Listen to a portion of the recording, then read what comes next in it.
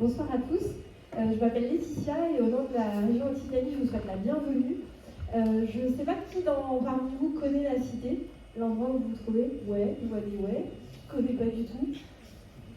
Ah, il y a quand même encore, donc le film est encore quelque chose d'inédit pour vous. En tout cas, l'objectif de ce film, c'est que plutôt comme un discours, c'est de vous montrer la dynamique de cette cité qui est votre cité, et où je ne vais pas du tout hésiter à vous inviter dès mardi prochain, parce qu'on va parler de commun, donc ça tombe bien, la cité est peut-être le commun de demain, donc on vous recevra avec plaisir mardi prochain. Pour ce mot d'accueil, qui est un petit peu particulier pour moi, j'avais envie de vous partager un peu une histoire personnelle, puisque le sujet que vous allez traiter ce soir avec la chère Cohen me parle énormément, puisque j'ai connu les travaux de Frédéric Leroy il y a maintenant quelques années, voire 2 décennies, au sein de l'école de guerre économique, à l'époque où on parlait de coopétition. Et puis j'ai eu l'immense chance pendant 14 ans d'avoir en tête cette notion-là et de l'appliquer auprès des entreprises innovantes que j'ai pu accompagner au sein de BPI France. Donc un petit témoignage en forme de grand clin d'œil pour vous dire que non seulement c'est intéressant, mais en plus ça marche. Donc quand c'est intéressant et que ça marche, il n'y a absolument aucune raison pour ne pas creuser le sujet et bien évidemment être performant et permettre à nos entreprises d'envisager l'innovation autrement, et en particulier l'innovation collaborative, qui est un véritable enjeu pour demain et auquel on n'est pas toujours vraiment préparé, tant c'est complexe, stratégique et parfois peut-être même, si je puis dire, un peu périlleux. Voilà. Donc voilà cette intro un peu perso que je ne fais pas très souvent, mais j'avais à cœur ce soir de vous partager. Je vous souhaite d'excellents travaux, une très bonne soirée aussi. À très bientôt et merci beaucoup Frédéric d'être à la Cité de l'économie et des métiers de demain. J'espère que nous aurons l'occasion de réitérer. Voilà.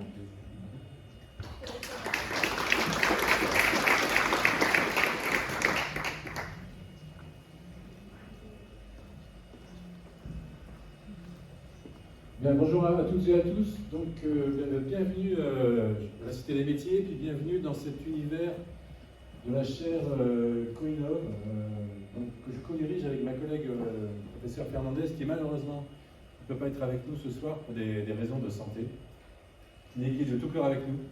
Elle ne peut pas l'être de corps, mais de cœur elle est là, et dans la pensée elle est là également. Alors, la chaire Coinov, c'est un... Je crois que c'est la seule en France avec un nom pareil. Après, on a cette liberté d'universitaire d'être un peu créatif, donc on en profite. C'est une chaire de la Fondation de l'Université de Montpellier, donc ce qui nous donne une grande liberté en fait, tout en pratiquant la collaboration, puisqu'on a comme partenaire Montpellier Business School et MoMA, et on a également on a le soutien du LABEX Entreprendre de l'Université de Montpellier.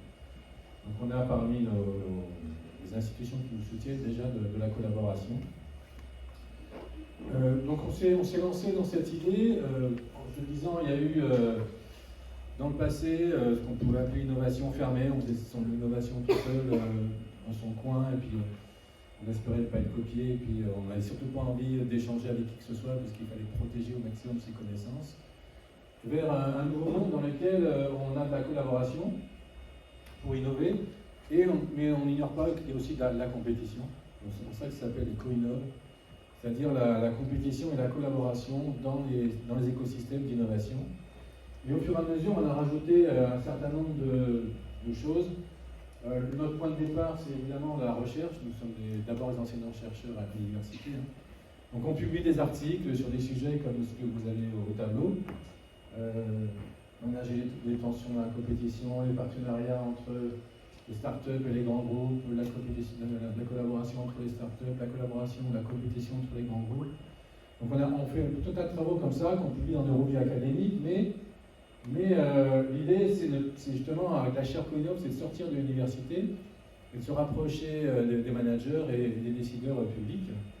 Et donc pour ça on a une première série qui est, on essaie de publier nos recherches ensuite sous forme de cas comme celui-là. Vous voyez, vous avez 4 pages, vous en avez à l'entrée.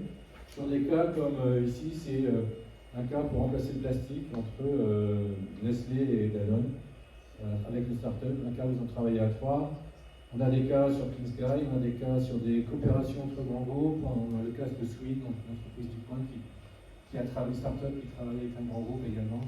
Donc on essaye comme ça d'avoir des cas accessibles. Tout ça vous le trouvez en format papier ou sur le site de la chaire.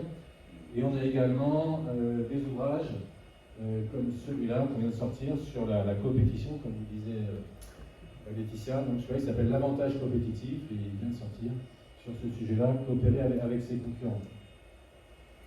On a également des événements, on fait un CoinNov Day chaque année, on a un événement comme celui-là, où des fois on a des interventions particulières. Moi je suis intervenu donc, à la LabTech, c'était ici, d'accord, il y a quelques semaines.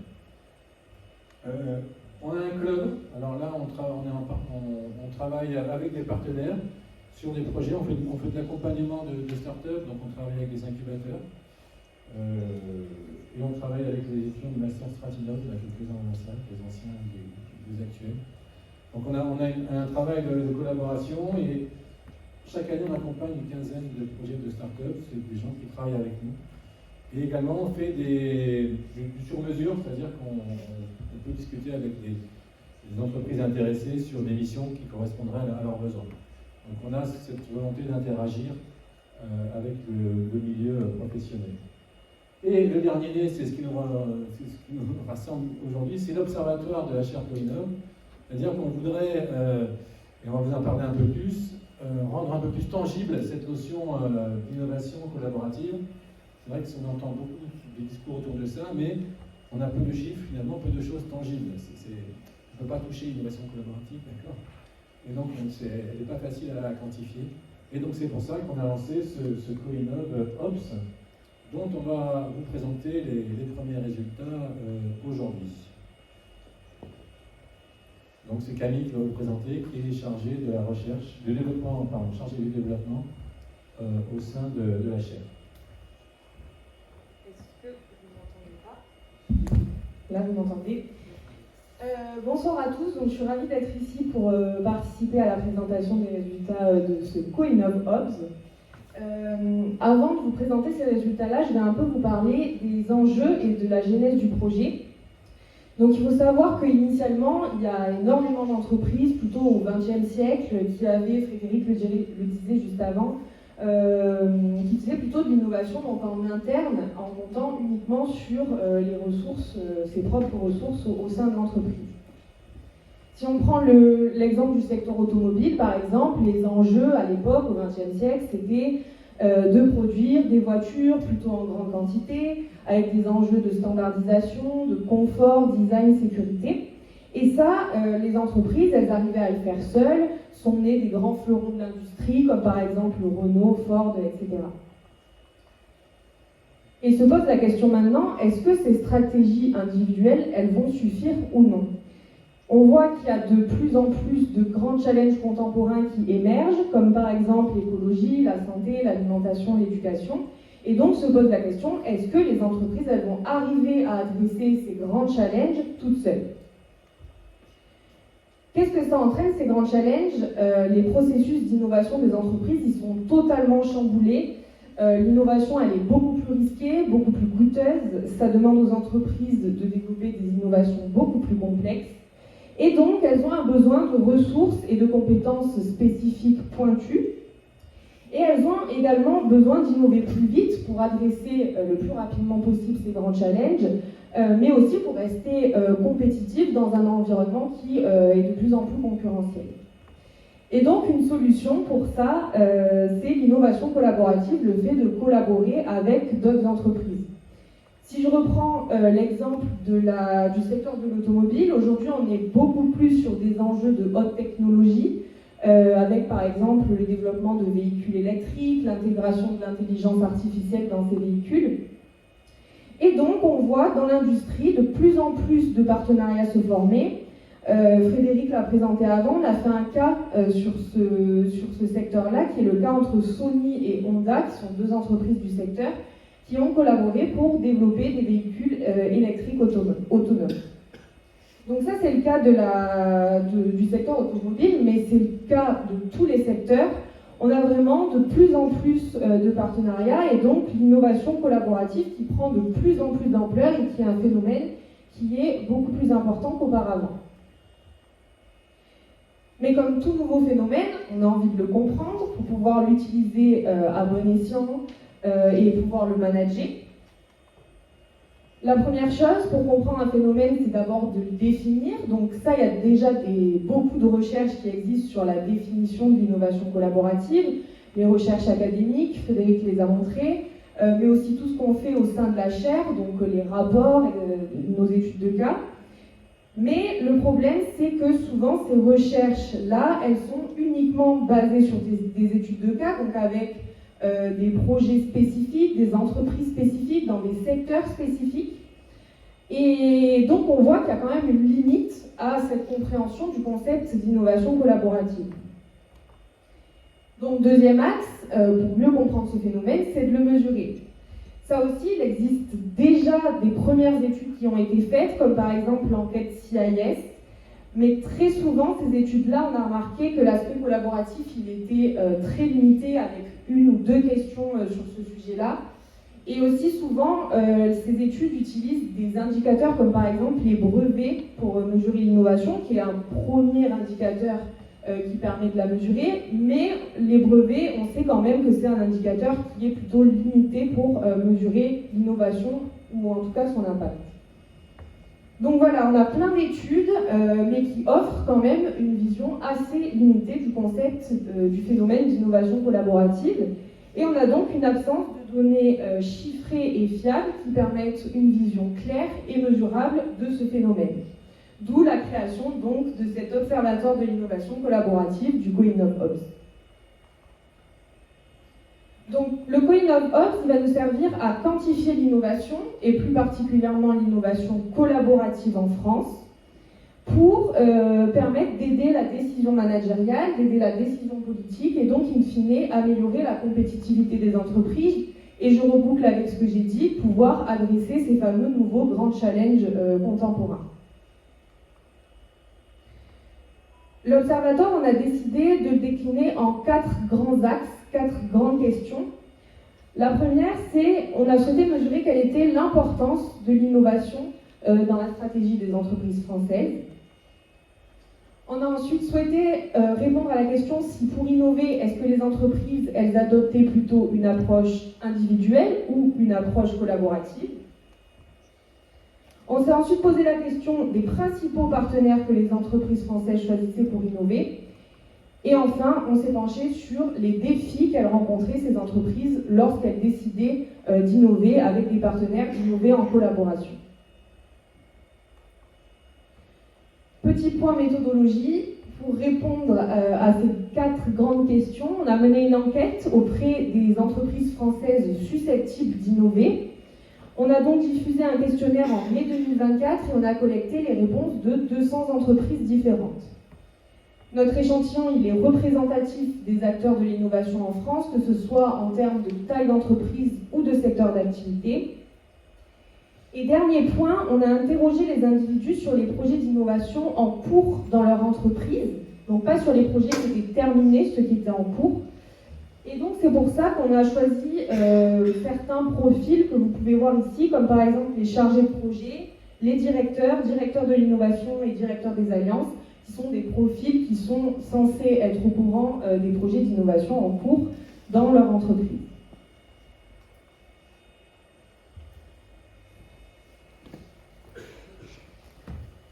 Donc c'est bon, oui ça marche.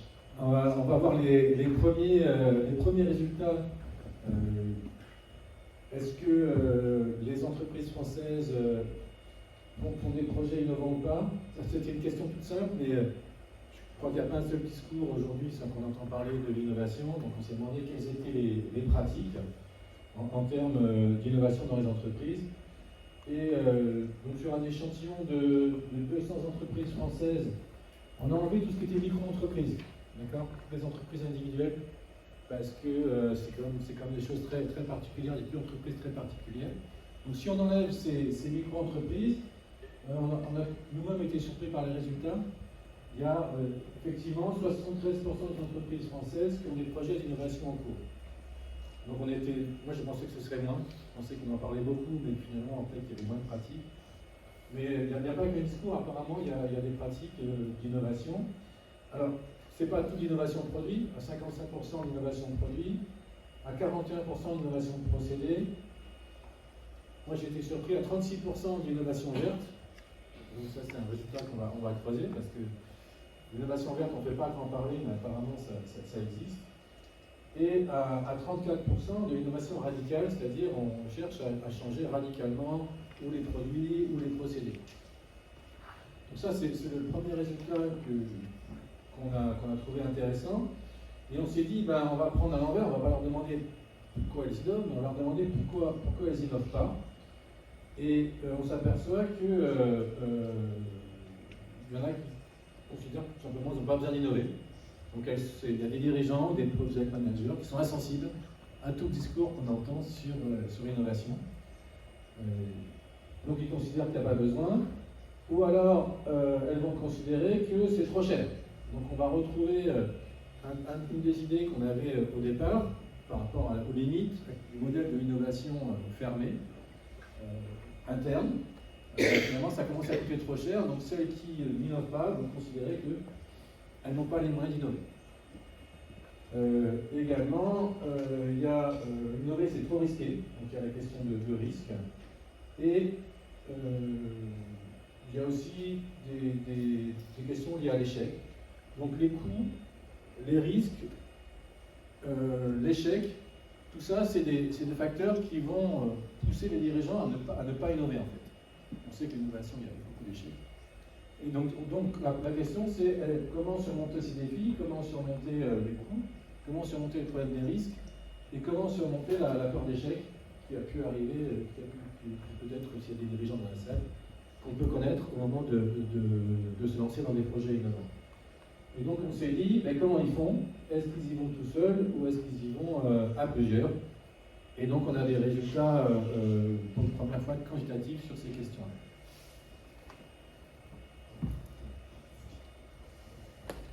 Donc comme le disait Frédéric, maintenant qu'on sait qu'il y a quand même une majorité des entreprises qui innovent, elles ont le choix entre deux stratégies pour innover, une stratégie individuelle ou une stratégie collaborative qui ont chacune leurs avantages et leurs inconvénients.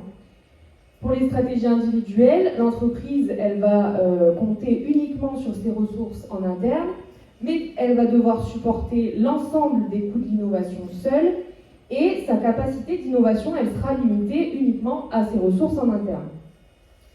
De l'autre côté, on a la stratégie collaborative où les entreprises elles vont collaborer avec un ou plusieurs partenaires dans l'objectif de co-créer de nouvelles connaissances et de stimuler leur capacité d'innovation.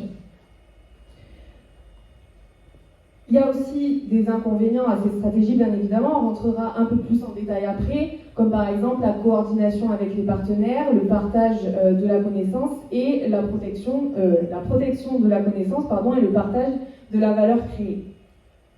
On s'est donc posé la question dans ce deuxième grand axe de l'observatoire, est-ce qu'on pouvait mesurer qu'est-ce que les entreprises choisissaient davantage entre ces deux stratégies et donc pouvoir le quantifier. Quels sont les résultats? Donc, si on prend l'ensemble des projets d'innovation des entreprises françaises, on a trouvé que 38% de ces projets-là étaient menés en collaboration. On voit qu'il y a donc une part quand même plutôt équilibrée, avec une part importante d'innovation collaborative, quasiment 40%, mais des entreprises qui privilégient quand même les stratégies d'innovation seules, donc les stratégies d'innovation individuelles, à hauteur de 62%. La question est de savoir pourquoi est-ce que ces 62% d'entreprises, elles souhaitent plutôt choisir des stratégies individuelles pour innover. Donc de la même façon, on a donné l'ensemble de ces propositions à nos répondants et on leur a demandé de donner leur degré d'accord avec. Et qu'est-ce qu'on trouve? C'est que la principale raison pour laquelle les entreprises préfèrent innover seules, c'est que 90% estiment ne pas avoir besoin de partenaires pour innover.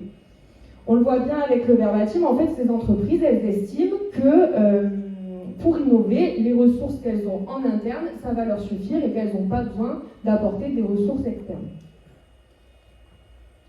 Ensuite, deuxième raison, on a 70% de nos répondants qui collaborent de façon individuelle qui nous ont dit qu'ils pensaient que c'était trop risqué, que la collaboration c'était trop risqué, surtout du fait de partager ses connaissances et ses savoir-faire avec d'autres entreprises ou d'autres organisations. Et enfin, troisième raison qu'on a trouvée intéressante, c'est que 63% pensent que ces projets, ces processus sont trop complexes à manager, ce qui montre encore une fois l'intérêt d'aller analyser et d'étudier les défis auxquels sont confrontées les entreprises pour innover et pour innover en collaboration, et comment est-ce qu'elles font pour les adresser et les gérer. Si on revient maintenant à nos 38% de projets d'innovation en collaboration, donc nos 38% d'innovation collaborative, on s'est aussi posé la question, pourquoi est-ce que les entreprises, elles souhaitaient collaborer pour innover ? Et donc, la principale raison qui remonte le plus pour 89% des entreprises qui collaborent, c'est pour avoir accès à des compétences particulières et spécifiques. Ces entreprises-là, encore une fois, elles estiment que leurs ressources internes, elles ne sont pas suffisantes pour développer l'innovation en question et qu'elles ont besoin de ressources externes pour pouvoir la développer. Et ça va permettre, selon elles, d'innover plus efficacement, plus rapidement. On l'a vu, c'était un enjeu aussi d'innover rapidement et aussi plus radicalement pour, encore une fois, pouvoir adresser ces grands enjeux contemporains qu'on a vus en introduction. Ensuite, au niveau des raisons, on en a deux qui arrivent à égalité, donc qui sont réduire les coûts de l'innovation, qui est donc un enjeu qu'a présenté Frédéric juste avant, et avoir une capacité de production plus importante. Après, on leur a présenté plein d'autres raisons, je vous laisserai les voir en détail, elles sont dans le rapport. Autre question qu'on s'est posée, c'est est-ce que ces raisons-là, elles étaient en adéquation avec les étapes du processus d'innovation sur lesquelles les entreprises collaboraient. Je m'explique, donc là vous avez le processus d'innovation avec l'idéation, la recherche, le développement, la fabrication et la mise sur le marché, avec ici en backup toujours le financement de l'innovation. Et donc, qu'est-ce qu'on a trouvé? C'est déjà toutes les étapes du processus d'innovation, elles sont concernées par la collaboration, avec au minimum 58% des entreprises qui vont collaborer à chacune de ces étapes. Mais on a quand même deux étapes qui reviennent majoritairement, qui sont l'étape de la recherche pour 79% des entreprises qui collaborent et l'étape du développement pour 85% d'entre elles. Ça, qu'est-ce que ça montre? C'est qu'en fait, les entreprises, elles ont vraiment besoin de collaborer, d'avoir des ressources externes à des étapes où elles ont besoin de connaissances et de ressources pointues, plus techniques, que sont les étapes donc de recherche et développement. Dernier résultat de cet axe, une fois qu'on a su quelles étaient les motivations des entreprises, on s'est demandé quels étaient les résultats qu'elles attendaient de ces projets d'innovation en collaboration. Comme je vous le disais, en méthodologie, on a interrogé les personnes sur les projets d'innovation en cours. Donc, on leur a demandé de se projeter sur les résultats qu'ils attendaient de ces projets. On ne leur a pas demandé de donner des résultats effectifs, étant donné que les projets d'innovation étaient en cours. Et donc, qu'est-ce qu'on a trouvé? Premier grand résultat, c'est que 87% d'entre elles estiment que le projet conduira au développement de l'innovation souhaitée. On a ensuite fait un petit classement des résultats qui étaient attendus, avec en tête de liste la création de nouvelles connaissances et compétences pour l'entreprise, qui correspond donc totalement avec la principale motivation pour laquelle ils collaborent, qui était de créer des connaissances nouvelles. On a ensuite, en deuxième résultat attendu, une augmentation du chiffre d'affaires pour l'entreprise. Et enfin, une attente concernant la création de nouveaux emplois. En quatrième et cinquième position, on a une attente en ce qui concerne le dépôt de brevets qui arrive seulement en quatrième, donc qui montre, comme je le disais en introduction, que le brevet, c'est quand même un indicateur qui est un peu limité pour mesurer l'innovation ou au moins le succès d'un projet d'innovation.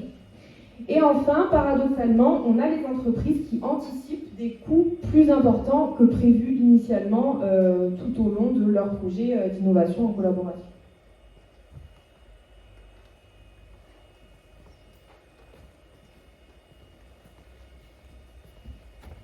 Donc une fois qu'on a vu les motifs, les raisons pour lesquelles les entreprises vont collaborer, la question c'est quel va être le meilleur partenaire.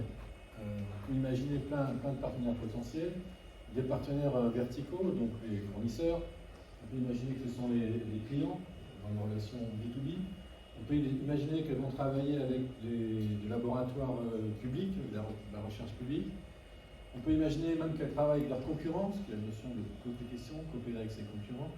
Donc on peut imaginer tout un tas de partenaires différents. Et quand l'objectif, on l'a vu, hein, c'est ces notions de compétences, aller chercher les compétences qui nous manquent chez un partenaire, avec lesquels on va développer ensemble l'innovation. Donc quel va être le partenaire que les entreprises vont considérer comme le plus pertinent par rapport à ça, dans un équilibre coût-bénéfice, c'est-à-dire qu'est-ce que ça va me rapporter en termes de connaissances et de compétences, et de risque, c'est-à-dire que vous aussi peser le pour et le contre d'aller travailler avec les différents types de partenaires. Quand on regarde ce qui se passe, les chiffres sont assez nets. Moi j'étais même un peu surpris par les résultats. Ce sont vraiment les fournisseurs. Donc les fournisseurs sont les partenaires privilégiés pour le développement de l'innovation, c'est-à-dire des partenariats verticaux. On a sur la base d'une relation de transaction, on achète chez un fournisseur, et finalement ça conduit à aller faire plus que de l'achat-vente, ça conduit plus à la transaction, ça conduit à de la collaboration forte pour développer l'innovation. Et si ce n'est pas les fournisseurs, eh bien ce sont les clients. On est encore dans une relation B2B, hein. C'est encore une relation verticale, c'est-à-dire qu'on va privilégier les gens qu'on connaît déjà, avec qui on connaît et qui savent quel type de produit ils ont besoin. Donc soit on collabore avec les fournisseurs pour améliorer les inputs et pour avoir des meilleurs processus et des meilleurs produits à la fin, soit on collabore avec ses clients dans une relation de type verticale, c'est-à-dire une relation qui n'est pas avec des concurrents, quoi. Et sinon, ça, on était un peu surpris par la réponse aussi. Ils considèrent que, vous savez, il y a des strategic business units ou des projets différents dans les entreprises, donc il y a beaucoup de collaboration interne aussi qui se met en place. 68%, c'est au sein du groupe, on va chercher les compétences qui nous manquent et on fait de la collaboration interne. Et, nous, on se disait, il va y avoir aussi sûrement beaucoup de collaboration avec la recherche un peu fondamentale, ben finalement moins. Alors c'est vrai qu'on entend beaucoup parler de la collaboration avec les universités, les partenariats publics-privés ou la collaboration dans la recherche. Vous voyez, c'est pas ce qui apparaît en premier. Le secteur public, il est dans les avant-dernières raisons, et les concurrents n'apparaissent pas. Donc, vous voyez, on est plutôt sur des logiques vraiment, je dirais, industrielles ou de processus. On est sur des processus, et sur ces processus, on va collaborer avec l'amont, le fournisseur, ou avec l'aval, c'est-à-dire avec le client. Et finalement, pas tant que ça avec les organismes publics.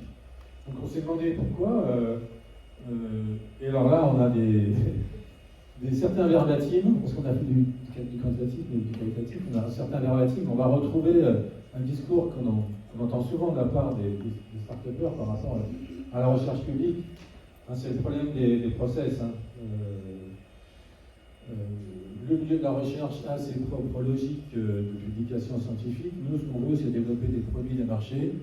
Nous, on a un time to market qui doit être rapide. Eux, ils ont un time to market, d'ailleurs, ils n'ont pas de market, à part la publication scientifique. Donc finalement, ce n'est pas nos meilleurs partenaires potentiels. Et avec les concurrents, on voit qu'il y aurait beaucoup de complémentarité potentielle. Mais il y a la notion de risque qui apparaît, notamment dans tout ce qui est la phase recherche. Alors, on peut trouver plus de collaboration dans la phase développement, une fois qu'on a posé des brevets, etc., qu'on a la connaissance. Dans la phase recherche fondamentale, il y en a beaucoup qui vont nous dire pour nous c'est trop risqué, donc on n'a pas envie d'y aller en fait. Vous voyez? Donc on a ce besoin de connaissances et de compétences, mais c'est des compétences dans, je dirais, dans la chaîne de valeur de l'industrie, relativement à l'amont, relativement à l'aval, qui vont nous compléter. Et donc on va travailler ensemble pour développer des projets d'innovation avec ceux qui sont déjà nos partenaires commerciaux. C'est ceux qu'on va privilégier, et c'est avec eux qu'on a le plus de travail en commun. Et quand on leur demande avec qui vous allez le plus travailler, c'est plutôt des PME. Alors ça s'explique aussi parce qu'il y a beaucoup de PME.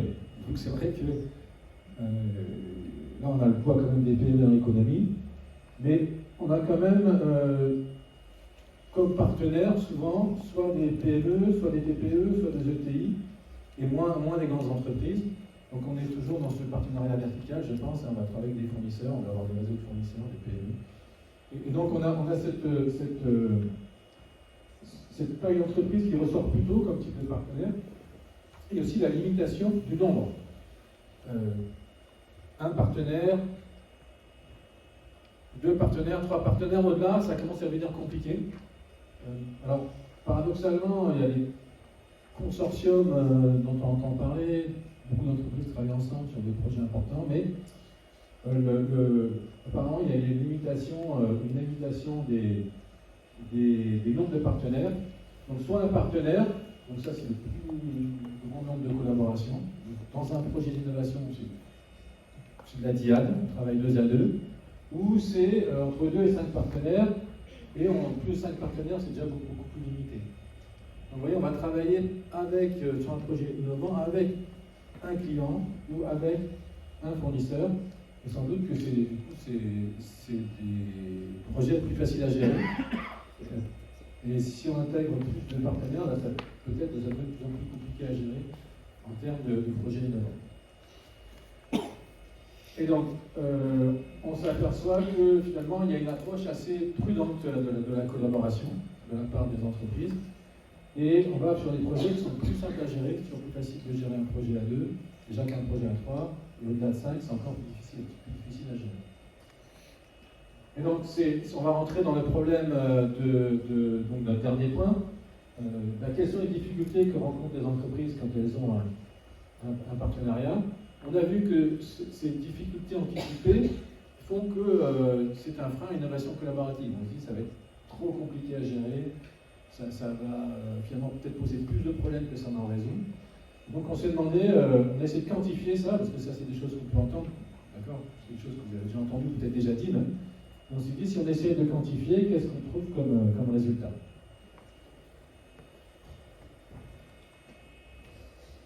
Donc voilà les résultats des principales difficultés que rencontrent les entreprises lorsqu'elles collaborent avec des partenaires.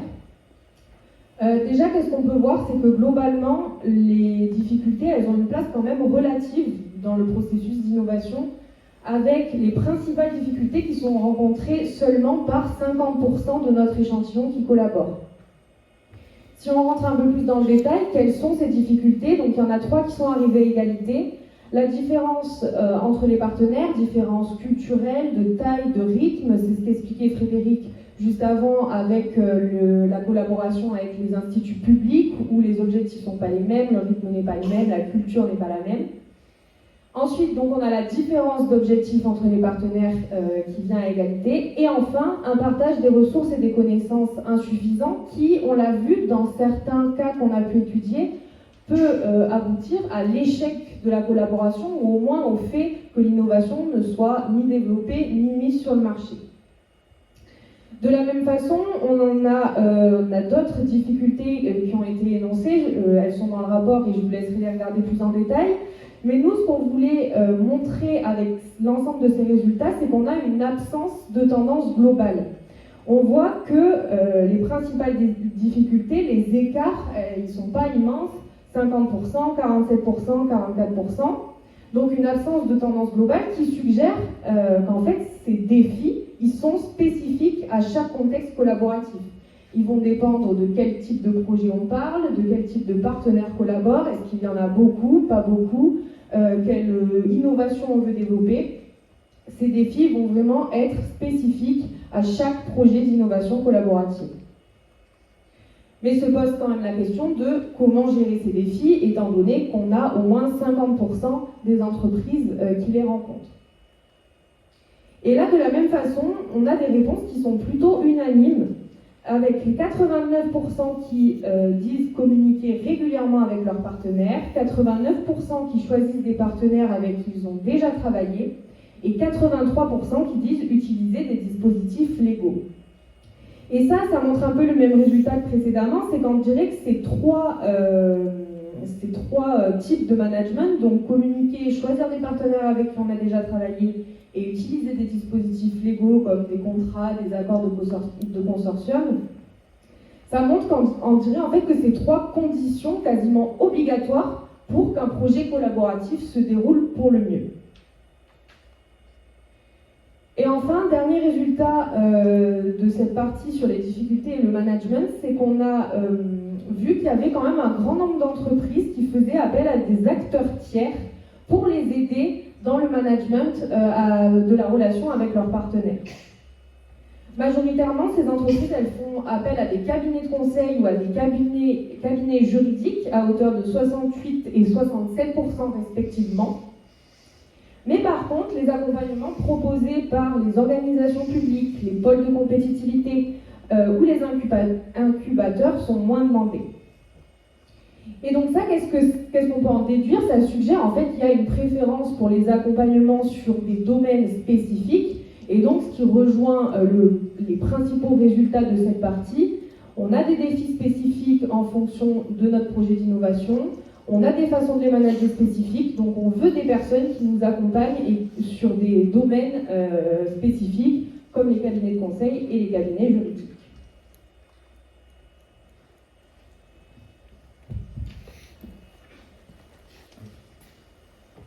Donc on vous a présenté là quelques-uns des principaux éléments du rapport.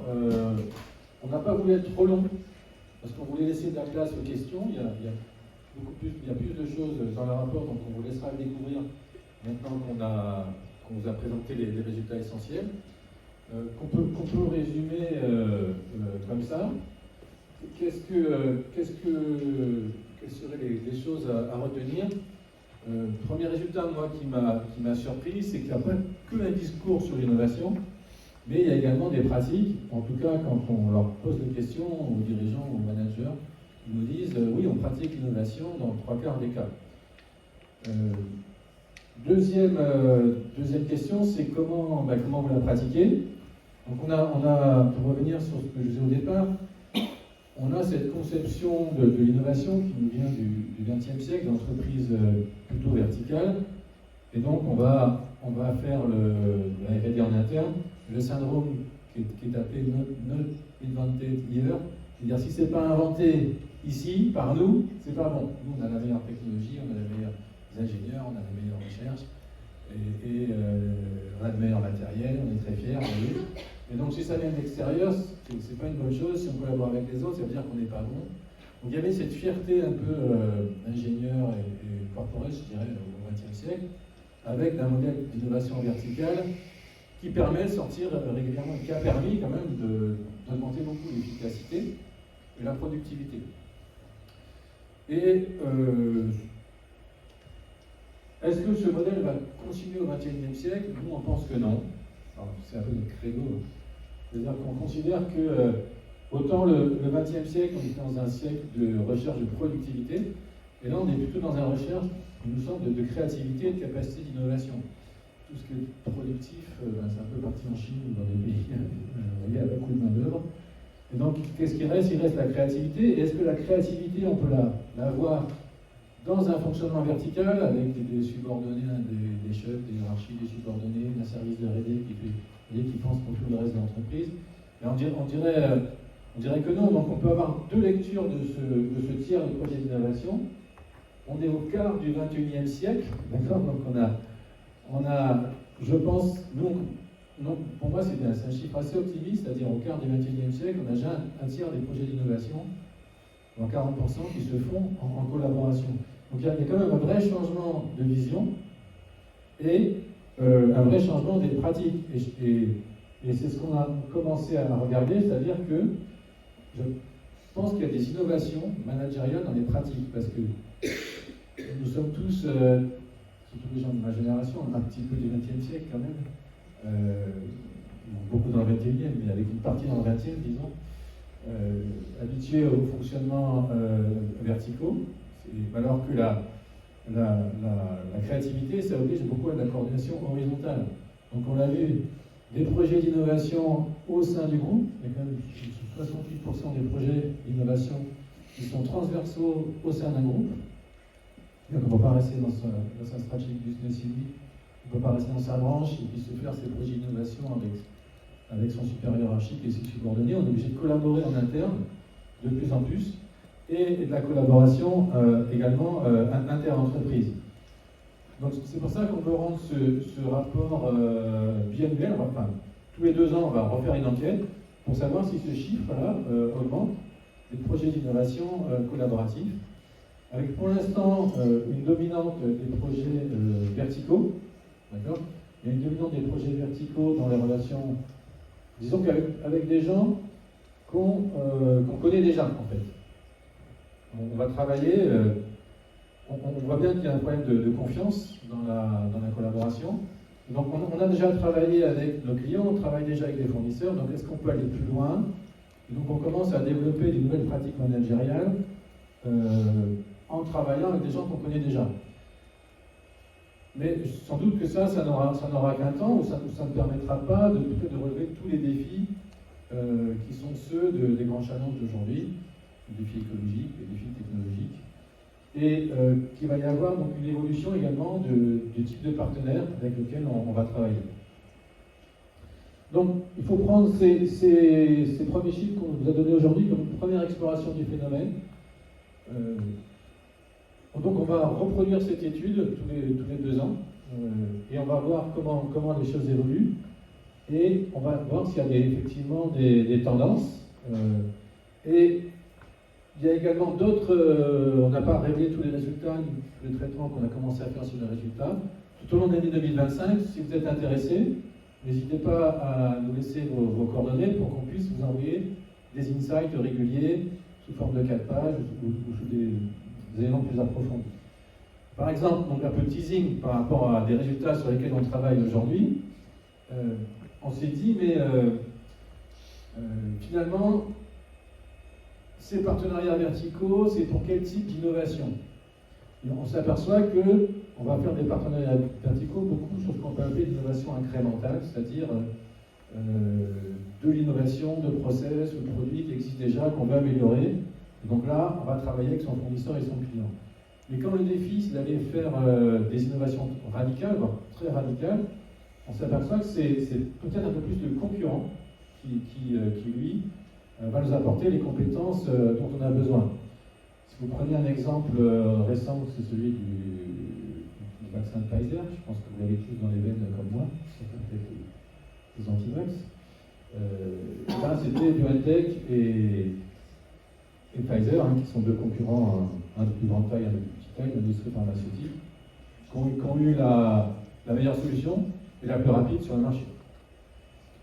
Et les autres qui avaient fait, soit tout seul comme Sanofi, je crois qu'on attend toujours le vaccin, ça n'a pas arrivé un jour. Et là, ils avaient une solution purement en interne, donc ils ont mis très longtemps à la développer. Et l'autre solution, AstraZeneca, c'était un partenariat avec une université. Et on avait un vaccin moins efficace, avec plus de risques, qui est arrivé plus tard sur le marché. Donc on voit que c'est possible également que les types de partenaires qu'on choisit, ça évolue dans les prochaines années. Donc, on va essayer d'aller plus loin. On va peut-être également faire des études de secteur. Et là, donc n'oubliez pas, ce que je vous dis au début, la chaire Coinov, c'est une chaire qui a pour objectif l'interaction avec les managers et les dirigeants politiques. Donc, on est tout à fait preneur soit d'études particulières sur des choses qui peuvent vous intéresser sur ces éléments-là, soit sur des études sectorielles si vous avez envie de savoir où en est l'innovation collaborative dans votre secteur, c'est tout à fait des choses qu'on peut faire sous forme de partenariat, en l'occurrence, un public-privé, là, parce que nous, on est plutôt public. Voilà, tout ça n'aurait pas été possible juste avant les échanges. Je voudrais remercier tous les collègues qui ont travaillé dessus, les étudiants, il y en a dans cette salle, d'accord, qui vous avez vu à l'entrée, vous voyez, ils se sont beaucoup investis, merci à eux. Et maintenant, donc, on peut passer aux questions et aux échanges.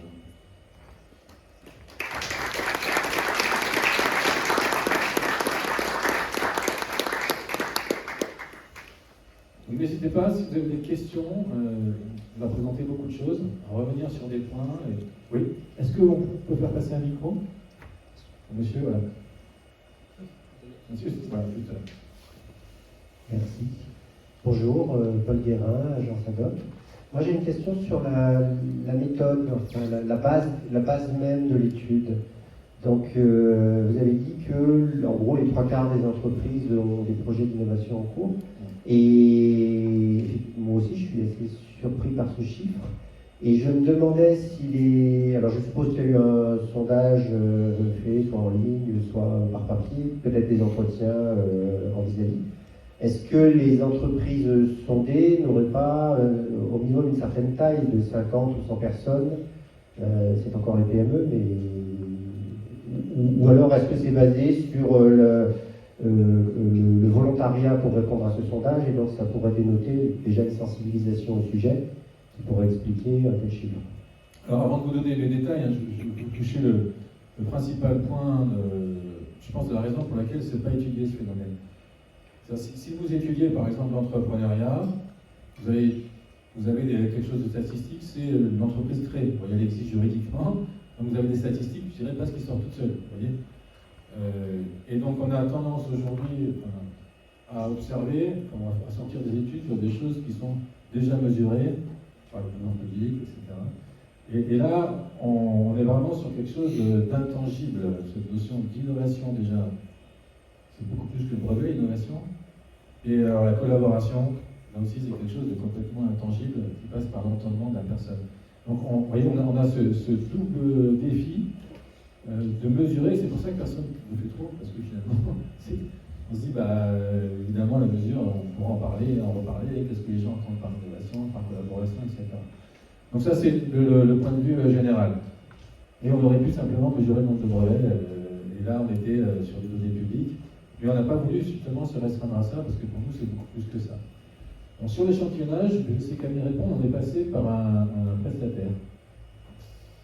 Oui, on est passé par un prestataire, et comme je le disais en introduction, notre échantillon, il est représentatif. Donc, c'est pas sur la base du volontariat, on a vraiment donné des quotas à ce prestataire qui devait respecter.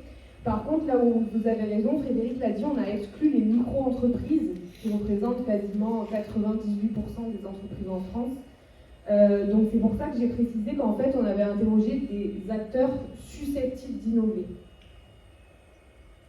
Et parmi ces acteurs-là, on a respecté des quotas de taille et de secteur d'activité. Oui. On a 62% de PME, 25 de TI et 13 de grandes entreprises. Et est-ce que dans les 62% de PME, vous avez une répartition de l'effectif de ces PME? Non. Je ne sais pas si elles ont 50-100 ou 20-30. C'est moins de 50. PME, je crois que c'est jusqu'à 250, de mémoire.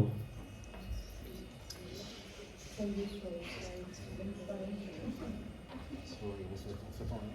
crois que c'est de 10 à 250.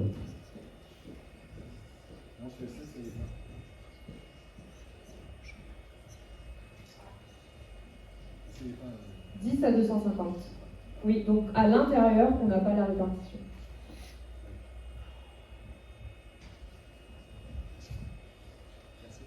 Ça répond à votre question.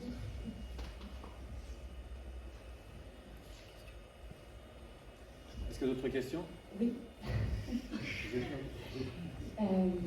Juste justement, par rapport à ce chiffre sur l'innovation, est-ce que vous avez posé des critères spécifiques pour définir ce qu'était l'innovation?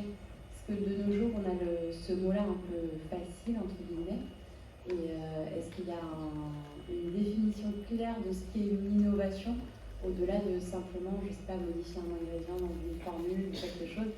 Pour moi, l'innovation, c'est faire quelque chose qui n'a encore jamais été fait. Donc, est-ce qu'il y a un critère plus défini autour de l'innovation? Oui, on avait une définition de l'innovation et on a surtout décliné on va y arriver. Voilà. On a expliqué l'innovation de produits ou de services, on a expliqué ce qu'est l'innovation dans le. Oui, tout à fait. On a repris la définition de l'INSEE en fait. Il y a une enquête qui s'appelle le Community Innovation Survey, qui a été faite sur tous les pays européens, la France, etc., qui est faite par l'organisme statistique national. Donc on a repris la définition de l'INSEE et les catégories données par l'INSEE. D'accord. On a repris la définition officielle qui vient un rapport qui s'appelle le rapport d'Oslo sur la définition officielle de l'innovation. On n'a pas inventé ces définitions-là. D'accord, vous n'êtes pas allé la challenger un petit peu, parce qu'elle est presque obsolète aujourd'hui, cette définition, par rapport à ce qu'on peut trouver au sein des entreprises. Par exemple, vous n'avez pas abordé tout ce qui est innovation sociale et sociétale qu'on trouve beaucoup dans les entreprises, et qui pourtant est un très très fort enjeu d'innovation aujourd'hui, et sur lequel repose énormément de politiques internes, dont la RSE, donc ça soulève les problèmes qui est derrière, etc. C'est pour ça que je cherchais à voir si vous avez pu challenger cette notion d'innovation. Non, alors, sur le fond, vous avez raison. Si je ne conteste pas, il y a effectivement toutes ces innovations qui sont mises en place. Nous on s'est dit, il y avait une façon d'innover au XXe siècle, plutôt les stratégies individuelles. Et on s'est dit, est-ce qu'on peut observer que les choses changent, même sur les choses que les entreprises faisaient déjà traditionnellement avant. Donc déjà, c'est un peu. Et on attendait avec impatience le résultat sur l'innovation collaborative. On s'est dit, si c'est 2%, si on fait un rapport sur 2% des pratiques, bon, je ne sais pas si c'est très intéressant notre sujet finalement. Donc déjà, on voulait savoir si les entreprises étaient en train de changer de modèle d'innovation pour des choses assez classiques comme ce qui est là. Quoi. Mais je suis 100% d'accord avec vous. On a quand même rajouté l'innovation verte, mais qui est dans la nouvelle définition de la Community Innovation Survey aussi. Mais je suis d'accord avec vous, il faudrait qu'on rajoute ces innovations sociales et tout ça. On est 100% d'accord. Mais je pense qu'on le fera dans notre prochain rapport. Oui, je suis tout à fait d'accord. Du coup, pour compléter le sujet, je pense que justement ces innovations type RSE, elles favorisent l'identification des parties prenantes et du coup elles favorisent ce que vous avez identifié très, très justement, c'est-à-dire les partenariats avec les fournisseurs et avec les clients, de fait. Presque, je dirais, de facto, parce que en les identifiant, forcément, on identifie ce qui nous relie et ce qui nous différencie, et ce sur quoi on pourrait progresser ensemble. Et je pense que c'est pour ça que, par rapport à vos propos tout à l'heure, je pense que ça va plutôt s'intensifier, ces collaborations-là, parce qu'en fait, déjà d'une part, il y a un facteur humain, on se connaît, et c'est vrai que, comme vous le disiez, pour favoriser la confiance, c'est bien de se connaître d'un point de vue humain, et par ailleurs, parce que, en tout cas, quand on est dans ces démarches RSE, on commence par chercher justement tout ce qui nous entoure et sur lequel on peut innover communément. Ouais, je suis vraiment d'accord avec vous, notamment sur l'innovation verte. On voit que en fait, ça va concerner toute la chaîne de valeur de l'industrie. On ne peut pas arriver à un produit vert à la fin si les sous-traitants n'ont pas innové également, si les sous-traitants des sous-traitants n'ont pas innové. Donc on voit bien aussi que sa transition écologique, ça pousse à la collaboration verticale en fait. Parce que comme il y a de plus en plus de désintégration verticale, on a besoin que nos fournisseurs, on ne peut pas s'annoncer vert si nos fournisseurs ne sont pas verts. Donc c'est possible que ça renforce effectivement la tendance. C'est pour ça qu'on a besoin de voir comment les choses évoluent en fait. On pense on sait qu'on travaille sur de l'intangible et du difficile, non mesurable, d'accord. Et on sait qu'on voit toutes les difficultés. Et on a effectivement ces notions d'entreprises aujourd'hui qui sont assez désintégrées, et donc l'importance de la coordination verticale. Mais quand même, c'est intéressant de voir qu'ils sont passés d'une logique transactionnelle, juste on achète, on vend, à une logique collaborative, quoi. Et c'est pas une petite tendance, c'est quand même 40% d'innovation aujourd'hui. Et on voit que les partenaires, ils l'ont bien compris aussi, parce que de plus en plus, on voit émerger des partenaires qui organisent des journées spéciales pour leurs clients, nouveaux, anciens. Ouais. Il y a des tables rondes, des keynotes qui sont faits par les clients justement pour partager, pour les inciter à collaborer. Ouais. Donc c'est un signe aussi que ça augmente de plus en plus. Ouais. Et des journées comme ça, on en a des tonnes par des partenaires gros, petits, mais qui les développent de plus en plus. Ouais. Alors on a ça, et ça je pense que c'est... Alors moi j'avais Medtech il y a un salon, enfin je sais pas si ça s'appelait pas Medtech, ça s'appelait Robotech. C'était ici, hein, il y a 2 mois, combien? 1 mois, oui. Ma mémoire, vous avez vu ça. Je perds un peu la mémoire. Les plus jeunes qui se souviennent. C'était typiquement différents acteurs qui auraient pu être concurrents aussi. Mais on voyait bien que les relations verticales étaient beaucoup recherchées.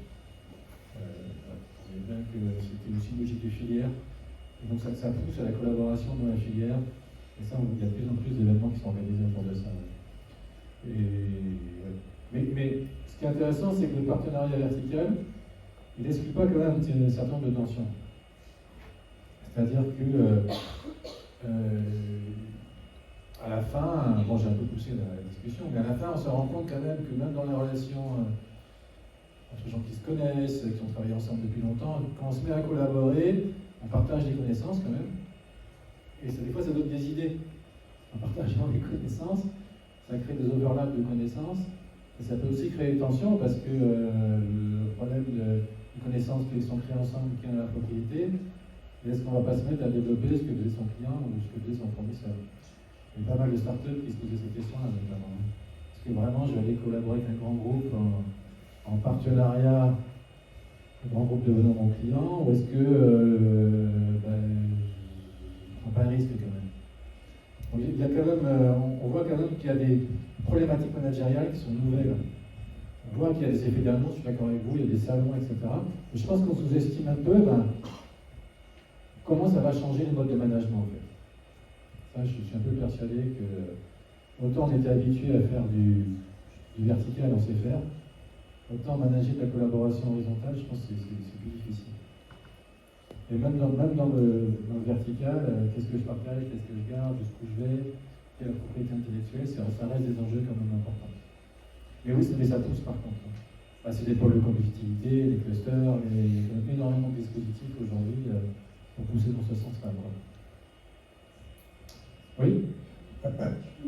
Pardon. Thierry Manard de Saudry, juste pour aller dans la continuité de ce qui était dit. Finalement, l'innovation collaborative, c'est la confrontation des idées, des cultures, des valeurs, des connaissances, et pour rentrer dans une démarche que je qualifierais de syncrétique, en fait, quelque chose de neuf, qui résulte de l'osmose de différentes idées. Donc on voit bien dans l'innovation effectivement sociétale, c'est un fait, c'est-à-dire qu'on commence à voir ces actions-là se mettre en place. Et en fait, je vais sortir le mot tabou que personne n'a prononcé à l'heure actuelle, c'est est-ce que finalement l'IA ne va pas aussi à l'inverse?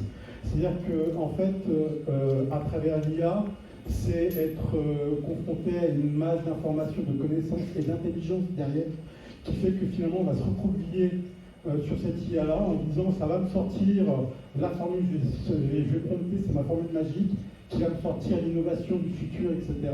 Et donc qui va tendre à finalement à résorber ou à réduire finalement cette démarche collaborative, voilà, en projeter quelque chose. Voilà, on se pose ces questions. Aller plus loin, non, mais on se pose ces questions-là. En fait, on voit la tentation. Hein. On voit la tentation. Je vais trouver la solution sur l'IA. Mais moi, je n'y crois pas sur l'innovation radicale. Alors peut-être sur l'innovation incrémentale, oui. Mais sur l'innovation radicale, enfin, là, quand on voit que Sony et Honda bossent ensemble sur la voiture du futur, est-ce qu'une IA va remplacer une telle collaboration? Alors, j'arrive pas à imaginer ce que va être l'IA dans 5 ans, dans 10 ans. C'est possible aussi. Il y a quand même un maillage de connaissances et de compétences là qui ne sera pas résolu par l'IA. Mais après, moi, c'est ma limite, je ne sais pas quoi. Oui. Donc, bonsoir, Amaury Pachorka de Swing. Est-ce que justement dans ces catégorisations d'innovation, est-ce qu'il ne serait pas plus judicieux peut-être de prendre le degré d'innovation comme critère pour voir un peu jusqu'où va la collaboration et comment va la collaboration? Parce qu'effectivement, on va avoir une innovation de produit ou de service qui est en fait une innovation ouverte derrière, ou une combinaison d'innovation incrémentale qui en fait une innovation de rupture. Est-ce que du coup, ça ne peut pas plus facilement catégoriser le type de collaboration qui peut l'être en fonction de la profondeur de l'innovation? Merci pour cette question. J'en profite, on a un cas Swing. On travaille ensemble depuis un moment et on est très heureux de travailler avec toi depuis un moment. Alors sur la question que tu poses, pour moi c'est la question du processus. Alors là je vous renvoie au rapport juste avant qu'on a publié. Sur les processus, là on l'a fait en qualitatif parce qu'en quantitatif c'est un peu compliqué. Et on s'est posé la question, c'est quoi le succès d'une innovation? Est-ce que c'est arriver à la réussite du projet innovant ou est-ce que c'est apprendre? Et donc on a travaillé avec combien de rapidement, combien de cas 4. Non. Dernier rapport? Là on a travaillé sur sur l'avant-dernier rapport, sur celui, on dit qu'est-ce qu'on gagne avec l'innovation? Quels sont les... Oui, c'était 4 cas. Non, ça c'est sur l'innovation verte. C'est celui d'avant. Je crois qu'on avait interrogé 20 projets d'entreprise Voilà, dans c'est ça. un pôle de compétitivité. 20. C'est Robemel, c'est ça? Voilà, on a interrogé 20, on a retracé 20 projets innovants dans l'eurobiomène, qui est le pôle régional, et on a fait en longitudinal, on a demandé aux gens est-ce que ça avait été un succès? Il n'y a pas eu beaucoup de succès en fait, paradoxalement. Mais ils disaient c'était pas l'objectif c'était d'apprendre et de préparer le projet futur. Donc il y a des collaborations qui échouent en termes de projet, mais qui permettent de générer de la connaissance, qui font que derrière on arrive à le faire seul. Vous voyez? Ou alors avec le même partenaire, on monte encore sur un niveau différent, et là on réussit. Et là je suis tout à fait d'accord. Et là on a fait une coupe tranchée et, en faisant des catégories, et quand on fait du quantitatif, on est obligé de faire ça un peu. Mais je suis d'accord, c'est très très processuel. Et d'ailleurs, je crois que le titre du rapport, c'était le principal intérêt de la collaboration, c'est l'apprentissage. Et voir, certains nous ont dit d'apprendre plus vite que l'autre. Donc il y avait quand même un peu cet agenda en se disant, on collabore, mais on va essayer d'apprendre plus vite que l'autre en fait. Et donc, même dans les relations client-fournisseur. Donc je suis tout à fait d'accord avec la remarque, je ne sais pas comment on pourrait prendre ça en compte dans une politique. Je suis d'accord. J'avais une question qui va se transformer en remarque, puisqu'il y a eu quelques interventions dans ce sens. Par rapport à cette slide, j'avais été un peu dubitative, parce qu'il y avait un mélange de formes d'innovation, plutôt finalité, avec l'innovation ouverte, on est plutôt sur l'impact ou la finalité attendue. Et puis, il y avait cette histoire de degré, et du coup, j'avais du mal avec cette slide, à en tirer des choses, parce que pour moi, ce n'est pas des choses qui s'opposent, et qui n'interrogent pas exactement les mêmes choses. Donc, peut-être, je voulais vous interroger sur, effectivement, sur la méthode, quelle avait été vraiment le questionnement. Est-ce que vous aviez détaillé un petit peu sur la forme, produit, service, etc., sur plutôt l'impact, et donc dans ce cas-là, il y a effectivement environnemental et peut-être aussi social et sociétal qui a été pas mal abordé. Et puis, j'ai entendu aussi degré, donc rupture versus incrémentale, et tout ça, ça fait des cheminements complexes en fait. Oui, je suis 100% d'accord. L'innovation à quantifier, c'est un cauchemar et c'est pour ça que personne ne le fait. On est bien d'accord. Une fois sorti du brevet, on rentre dans des notions vraiment floues. Alors sur la radicalité, c'est pareil. Jusqu'à quand est-ce qu'on va considérer que c'est plus ou moins radical? Je suis d'accord. Hein. Et une innovation verte peut être une innovation de procédé, de produit, elle peut être radicale, incrémentale. Donc il y a tout un tas de questions qui se posent. Alors là, du coup, on s'est lancé dans des analyses statistiques qu'on n'a pas présentées ici et qui ne sont pas dans le rapport, qui vont être des insights de 2025. On s'est rendu compte déjà que plus l'innovation est radicale, donc on a fait des droites de 20 carrés, plus l'innovation est radicale, plus il y a de la collaboration. Déjà, premier résultat que je peux vous annoncer un peu en avance. C'est-à-dire les stratégies individuelles, c'est surtout pour l'innovation incrémentale. Et ensuite, quand on va un peu plus loin, sur les innovations révolutionnaires, ce qui est l'innovation verte, là, le fait de le faire avec ses clients et ses fournisseurs, c'est pas suffisant. Et c'est là qu'on voit apparaître des concurrents. Et parce que quand il s'agit de changer tous les standards d'une industrie, vous voyez, il ne s'agit pas simplement d'améliorer le propre produit qu'on fait, mais passer tous les standards d'une industrie au vert sur de la révolution technologique. Alors là, ils sont amenés à travailler avec leurs concurrents. C'est le cas qu'on avait étudié. Donc on a étudié un cas ici qui n'a malheureusement pas été un succès. C'est le cas, donc je vous encourage à lire les cas. C'était Nestlé et Danone qui ont fait une alliance parce qu'ils voulaient remplacer le plastique par un matériau biosourcé. D'accord? Et ils ont travaillé avec une start-up qui s'appelait Origin. Et comme vous savez, on a changé de CEO de Danone, donc le projet a été arrêté. On a justement reproché d'être un peu trop social, un peu trop vert. Mais il y avait bien cette idée de rupture, et là, c'est deux concurrents qui se faisaient ensemble. Et là, vous allez voir un autre cas, qui est le cas Clean Sky. C'est rendre l'aviation verte, avoir des moteurs d'avion verts, je ne sais pas si ça va arriver ou pas. Hein. Et donc toute l'industrie de l'aviation travaille ensemble. Si on veut rendre l'aviation verte, tout le monde doit bosser ensemble, et notamment les concurrents, les compagnies aériennes doivent bosser ensemble, les constructeurs d'avions doivent bosser ensemble, les fournisseurs. Donc quand on veut changer complètement l'écosystème, là, la stratégie individuelle, je pense que c'est compliqué. Je pense que la stratégie individuelle, ça va s'appliquer à des innovations incrémentales, de produits qu'on fait déjà et qu'on veut améliorer le processus. Si on veut la radicalité des systèmes techniques, des produits, des marchés, là, je pense que c'est vraiment compliqué quand même, d'y aller tout seul. Mais là, je ne sais pas comment faire pour le faire de façon quantitative. Je ne sais pas. Je pense qu'on va retravailler dessus, on va se reposer les questions parce qu'on se les pose là. Hein. Mais sur le fond, je suis d'accord avec ça, avec ce que vous dites.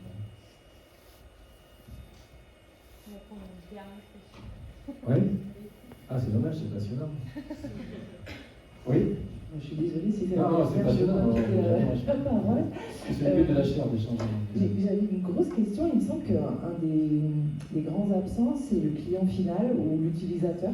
Oui. Il n'a jamais été cité. Vous avez parlé de client B2B, mais pas l'utilisateur. Est-ce que c'est...